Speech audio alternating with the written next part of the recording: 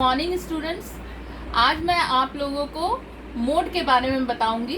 कल की क्लास में मैंने जो मीडियन बताया था शायद आप लोगों को समझ में आ गया होगा। अगर आप लोगों को उसमें कोई भी समस्या हो तो आप उसको क्वेश्चंस करके मुझे पूछ सकते हैं। मोड जो है केंद्रीय प्रवृत्ति की माप का तीसरा मुख्य अंग है, जिसे हम हिंदी में बहुलांक कहते हैं।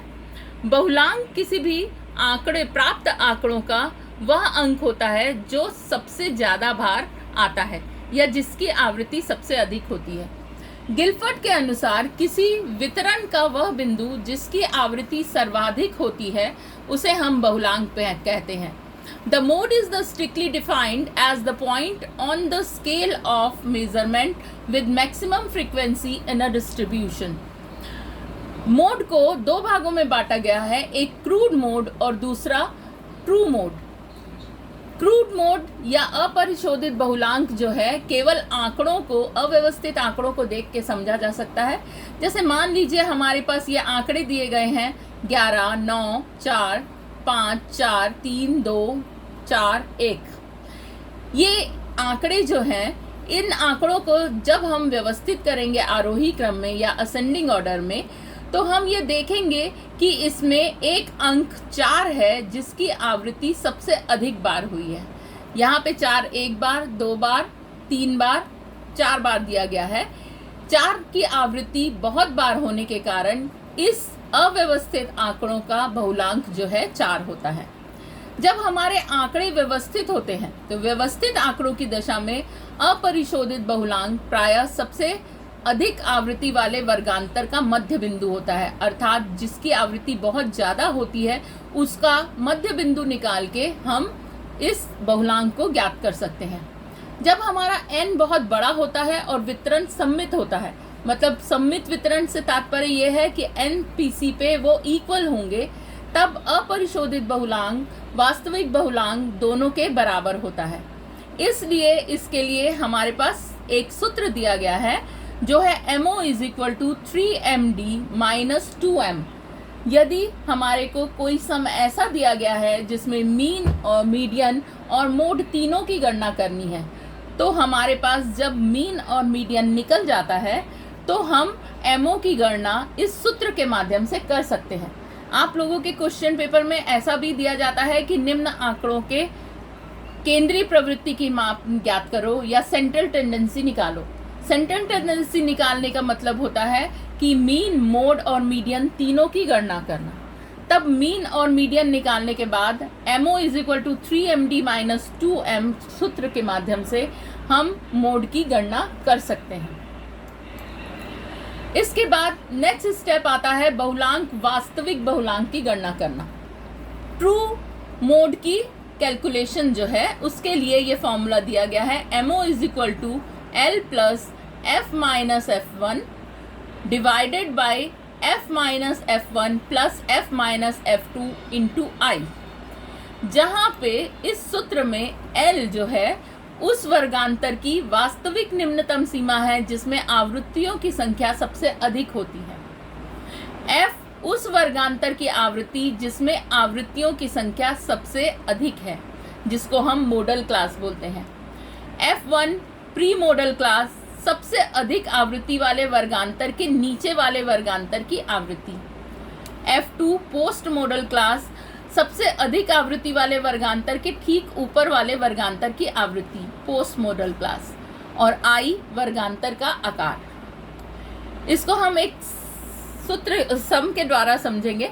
आप इस सवाल में देखेंगे, यहाँ पे हमारे पास एक सवाल दिया गया है, एक डिस्ट्रीब्यूशन दिया है। Central tendency = 50 to 54, 45 to 49, 40 to 44, 35 to 39, 30 to 34, 25 to 29, 20 to 24, 15 to 19, 10 to 14।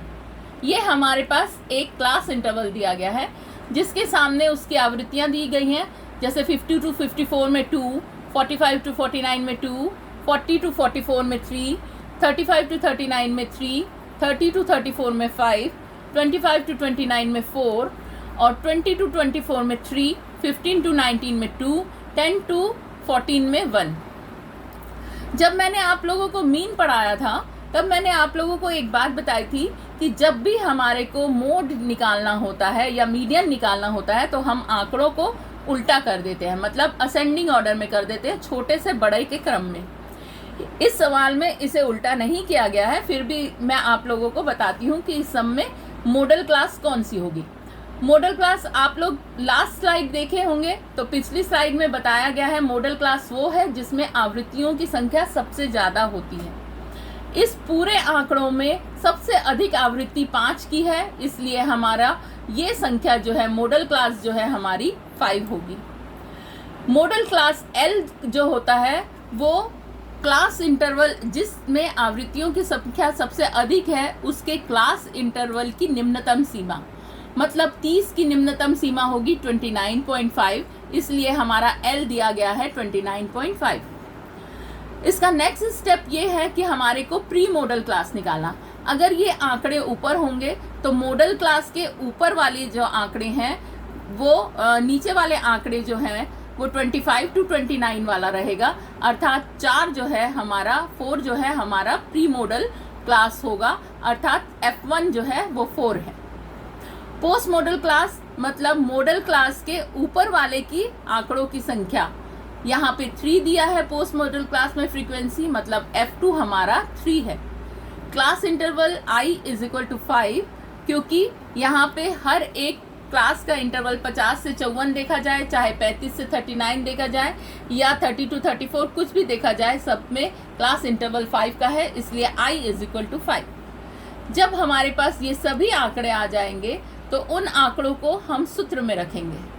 सूत्र में रखने से MO is equal to L plus F minus F1 divided by F minus F1 plus F minus F2 into I। MO is equal to हो जाएगा हमारा 29.5 plus F हमारा 5 है, model class में 5 है, माइनस F1 मतलब हमारा प्री मॉडल क्लास, यहाँ पे आ गया 4, फिर F minus F1 same to same 5 minus 4 plus F minus F2 मतलब 5 माइनस 3 इंटू I का मीन्स हो गया 5। इसका next step MO is equal to 29.5 plus F minus F1 5 minus 4 1, 5 minus 4 1 plus 5 minus 3 2 into 5। 29.5 plus 5 by 3, क्योंकि 5 into 1 is equal to 5 and 1 plus 2 is equal to 3। 5 divided by 3 means 1.6, value is 1.6। MO is equal to 29.5 plus 1.6 and MO is equal to 31.7, means हमारा mode जो है वो 31.17 आएगा। ये हमारे mode की गणना किस प्रकार की जाती है उसके बारे में बताया गया है। इसका नेक्स्ट स्टेप है, इसके नेक्स्ट स्टेप में हम ये देखेंगे कि मोड की सबसे ज़्यादा प्रमुख विशेषताएं क्या होती हैं। सबसे पहला ये है कि यह सेंट्रल टेंडेंसी की सबसे सरलतम माप है, क्योंकि हम इसे सिर्फ देख के ही पहचान सकते हैं कि मोड क्या होगा। सेकंड, इसे ऑब्जर्वेशन के द्वारा भी ज्ञात किया जा सकता है। इस पर चरम मूल्यों का न्यूनतम प्रभाव पड़ता है, मतलब एक्सट्रीम वैल्यूज जो भी होती हैं उसका इफेक्ट मोड पे सबसे कम होता है। व्यवहारिक क्षेत्र में इसका सर्वाधिक उपयोग होता है। यदि कोई भी समूह होगा तो उस समूह में कौन सबसे अधिक अच्छे हैं या किसका प्राप्तांक सबसे अधिक अच्छा है या कौन सा प्राप्तांक सबसे ज़्यादा है, ये ज्ञात करने के लिए हम मोड का उपयोग कर सकते हैं। अव्यवस्थित समूहों में एक से अधिक बहुलांक भी हो सकते हैं, क्योंकि ये भी हो सकता है कि 4 की फ्रीक्वेंसी भी 4 बार हो और 5 की फ्रीक्वेंसी भी 4 बार हो, तो हमारे पास 2 बहुलांक प्राप्त होंगे, 4 और 5 दोनों। बहुलांक के दोष हैं, यह बहुत अधिक स्थिर और विश्वसनीय नहीं होता है। शुद्ध बहुलांक की गणना करना बहुत कठिन है। छोटे वितरण में बहुलांक का प्रयोग अनुपयुक्त होता है। बहुलांक की गणना में चरम मूल्यों की उपेक्षा की जाती है, एक्सट्रीम वैल्यूज को हम नहीं ले सकते हैं। और बहुलांक की गणना में वर्ग विस्तार का प्रभाव पड़ता है। वर्ग विस्तार मतलब जैसे जैसे उसमें क्लास इंटरवल बढ़ता जाता है वैसे वैसे उस पर अफेक्ट पड़ते जाएगा। इसके बाद नेक्स्ट स्टेप है इसमें बहुलांक का उपयोग। बहुलांक का उपयोग हम कम करते हैं, उसके बारे में बताया गया है।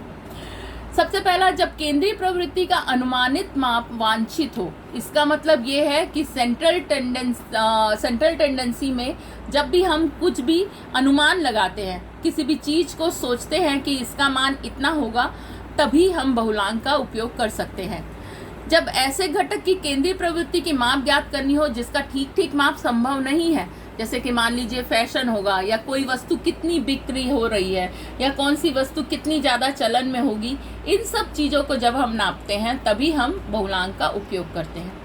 जब हम केवल निरीक्षण से ही बहुत अच्छा केंद्रीय प्रवृत्ति के मान की गणना कर सकते हैं, तब हम बहुलांक का उपयोग करते हैं। Okay, thank you.